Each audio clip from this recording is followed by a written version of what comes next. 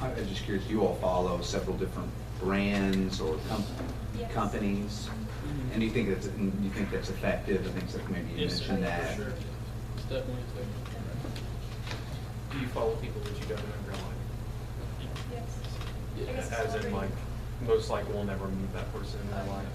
Not even just celebrities. I mean, I follow people from other schools and I follow everybody. So how do you find those people? If you've not met them and they're not a celebrity? So there's a popular page on Instagram, I guess, and it's catered to you. It's got all the stuff that you like follow and stuff, and it kind of combines it into accounts that you might like. And I just see people on there that are doing cool stuff, and it's like, yeah, follow that. As well on Instagram and Twitter, if you follow somebody and you scroll down, then they'll have, like say I follow Seth and he has a friend that I don't know. There'll be suggestions like 3 to 4 people of who else to follow. I'm like, oh, I've heard about him. I might meet him in the future. I'll follow him or something like that. Are there any safety precautions? Can you just click follow, or does someone have to approve you? It depends on if they're private or not. You can make your accounts private or not if you want to regulate who's following you. So, yeah, it's really, you just click the follow button, but if they're private, then they have to accept you. Like I keep my stuff private, but I still get people like 40-year-old men that try and follow me. It's like, I mean, that's why you're private. Do you accept them if Typically you don't know not. I mean, them? if I've never heard of them, that's just weird.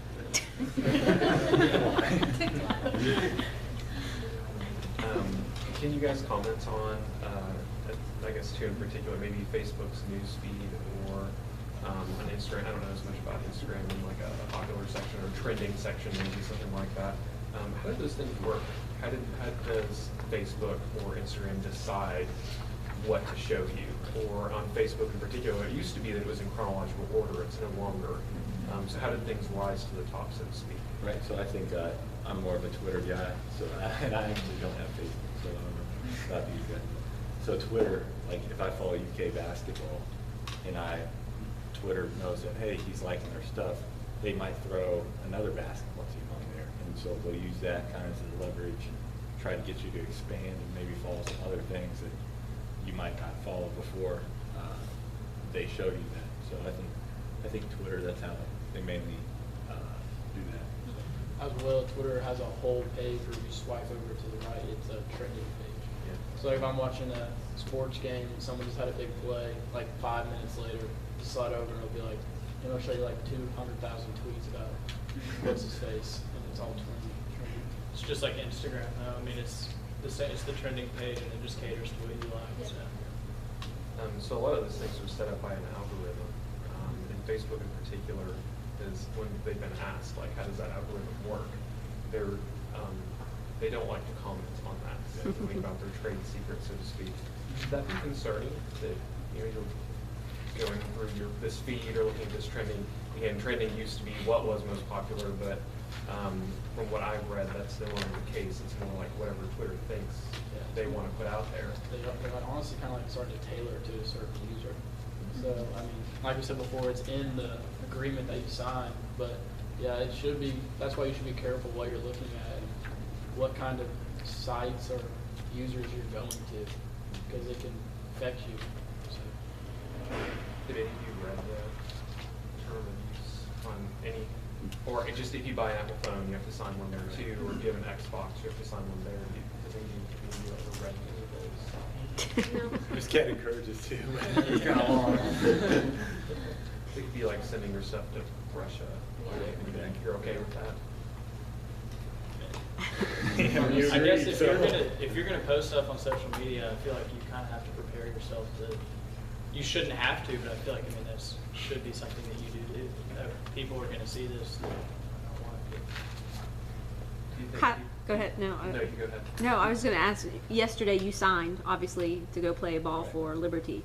Do they have any kind of guidelines for you? And not only you, but the rest of you. You're going to college, eventually going to probably become parents and go into a career. Do you think about that and how that could impact your future? I think my family's done a great job educating me in what's right and what's not, and so I kind of use that. And then also LCA's done a really good job teaching us okay, guys, hey, this is gonna be on there forever, you might not wanna post this. So they've just provided a really good baseline, what's good, what's not, you know.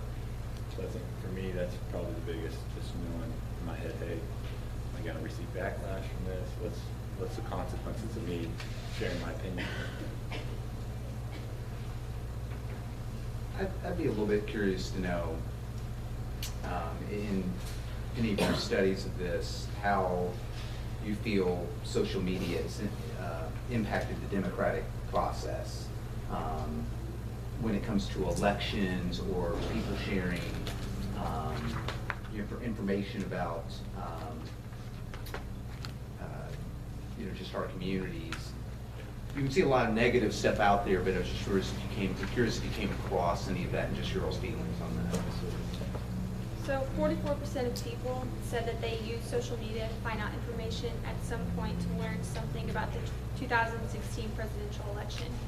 And 50% of those people went directly to the candidate's account to find that information. I know recently I just voted in the election, and I saw a lot of campaign ads for Andy Barr and Andrew McGrath, and there's a lot on.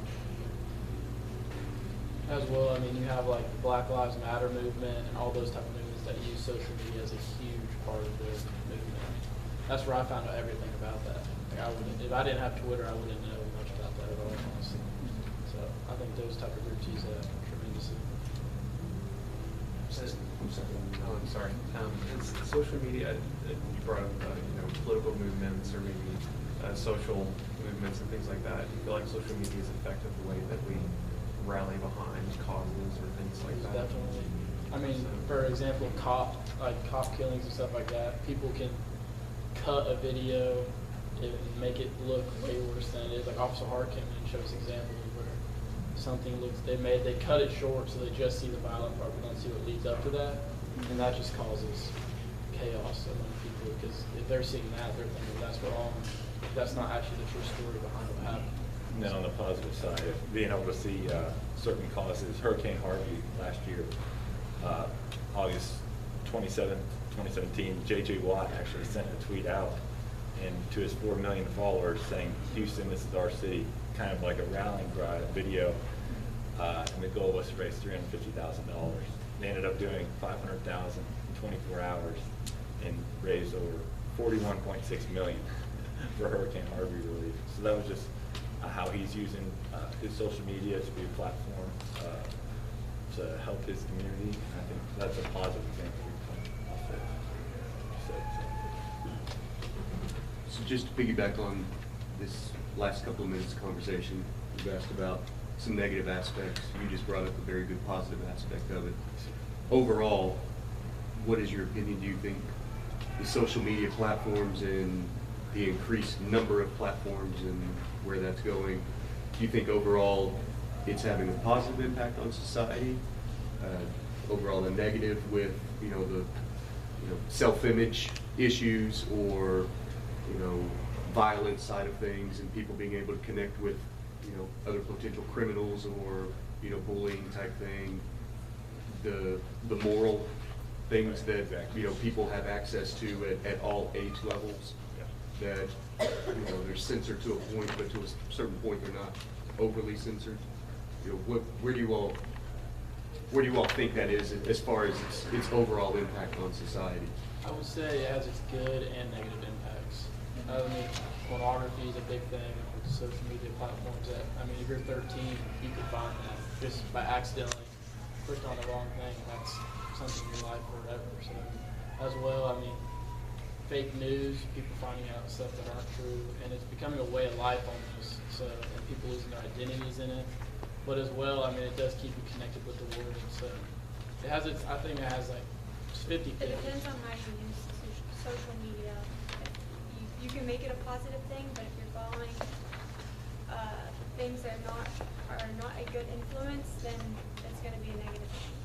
I think a lot of it has to do with your self-control, how you were raised. You spend a ton of screen time on there. That's negative. It's bad. That's kind of where I was going to see if anybody would bring it up. And as a society, whether it's parents, teachers, schools, is there a responsibility with the people that are overseeing the next generation coming up to spend time on this? Or do you think that that's a personal decision that has to be made? Or is it a combination of, you know, being able to be taught kind of how to navigate these, what could be very treacherous waters on social media? My little cousin I've grown up with since she was 9 years old, she's been on social media, and she came over just recently to our house, and she did not get off social, like, she's on her phone the whole time, and it's just, it really impacts relationships that way. But I think as parents, you need to govern that, like, take their phone or something. I mean, I know that's bad, but something's got to be done. And I think social media kind of took this generation, like, when y'all grew up, you didn't have social media, so I think y'all kind of had to learn how to handle your kids with it, like what's going on here. But I think our generation will be better prepped to monitor our kids because we kind of know like what, like ins and outs, like what we dealt with as a kid through social media. So I think as it goes on, we might, like parents might be better prepared to monitor what their kids are looking at. So, where do you see it going in the future? Like, do you ever think there's going to be a time in the future that like Facebook won't exist, or kind of want to know your thoughts on that? I think it'll evolve along with the next generation, whatever they're liking, whatever their taste is what they're gonna make their social media to be. That way it's going towards them, and that way it will keep growing. It's kind of like MySpace, I guess. It just depends on the generation. But MySpace has fallen off. Like, none of us, well, I can speak for myself. I don't have it. I don't know anyone that does. It's just kind of. I think it'll just keep becoming more personalized to what you like and what you do, and just keep evolving.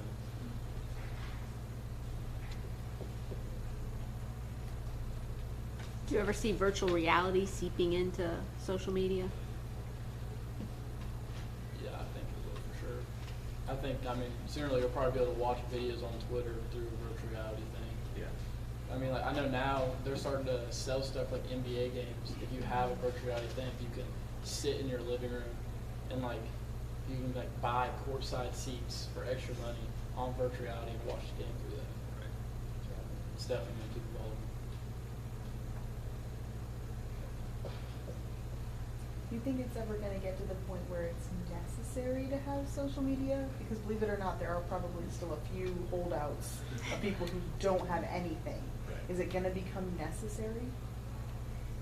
Well, my grandparents, they live on a farm, no service, no Wi-Fi, and they're doing just fine. So I personally don't think it'll have to be necessary for everyone to have social media. I mean, they have a TV, so they see the news, but they have no interest in social media, which granted, they didn't grow up with it, they have no idea what it is, but it's not necessary to them. And it's actually kind of relaxing when you go over there because you're not worried about what's happening or anything like that. Your phone's not buzzing. From a business standpoint, do you think a business can operate without a social media account? I don't think so. I don't think today's I think it depends on how. Like, my dad's company doesn't have any social media. It just depends on what kind of profession it is, I guess. Yeah, I would agree with that.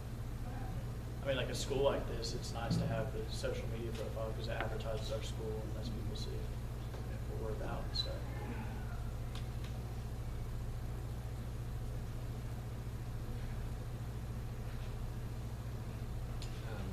Jessica, to kind of go, you said your grandparents had one.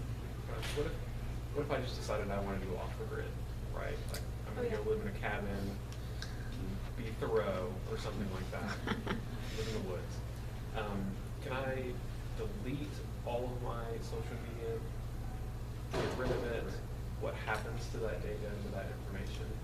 So what you do is you would deactivate your account. So your account, if like we try to look you up, we wouldn't find your account anymore. But that's not saying that your server, your stuff would not go to a server that has been saved previously.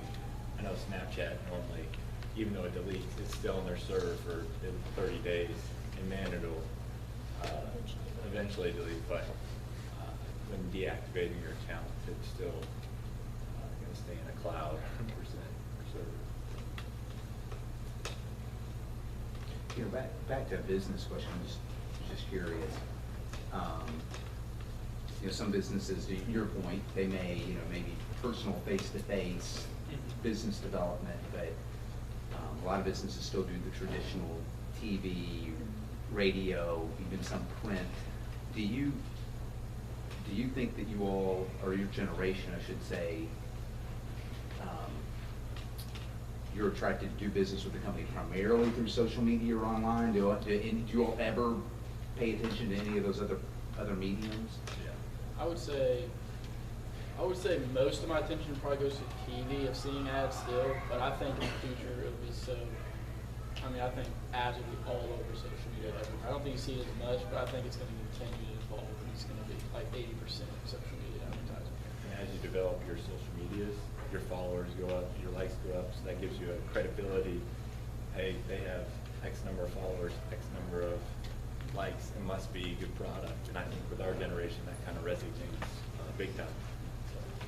Every day I follow this guy that I've hunted with a few times, and he also works for like a marble company, and every day he posts his work, and it's cool to see because he's granite countertops and stuff. It's awesome, but I feel like that you kind of see that every day, and it's like, okay, well, that's a good company, it's reputable, they're doing good work, so it definitely helps with that. And it also helps the business as well, because we actually researched this. It's decreased marketing costs.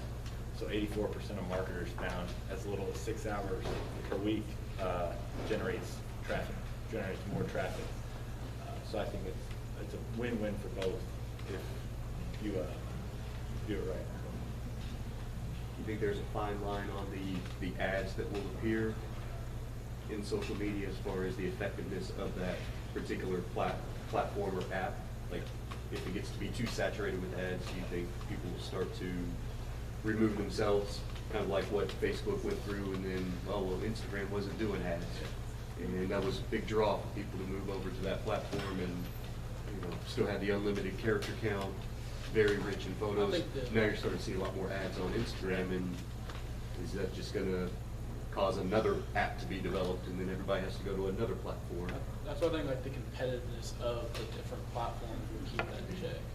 Because I mean, if you get overrun with ads, people are not going to use your platform more, and that's your money going away. So I think just the competitive, like the market of social media will keep that in check. Right. And that could tie into an increased premium. So you could go Instagram premium, pay $5 for the app, and not have to deal with those ads. I could see going somewhere like that, maybe in the future as well. We've all grown up with Snapchat though, and before, about 3 years ago, I think they didn't have ads. There was hardly any ads on there. And now recently, there's a lot of advertisements. I mean, everything you click on has got something attached to it, and it does kind of, it's a burden in a sense. It takes up your time, but we all still use it. So. Yeah.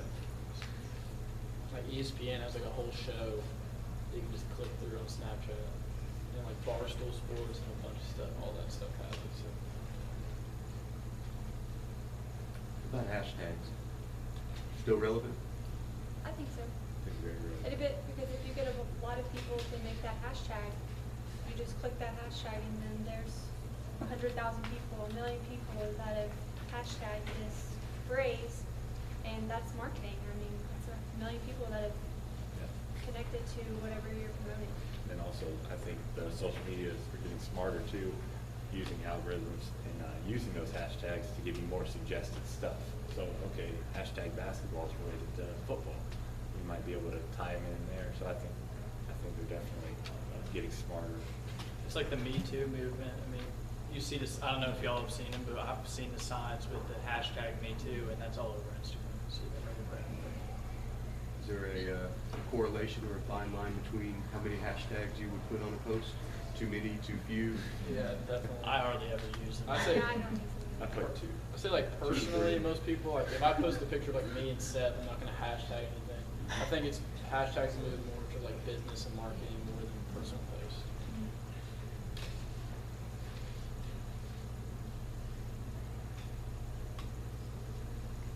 You mentioned something a little while ago about reporting things that are inappropriate. Do you have any examples of when that maybe has happened?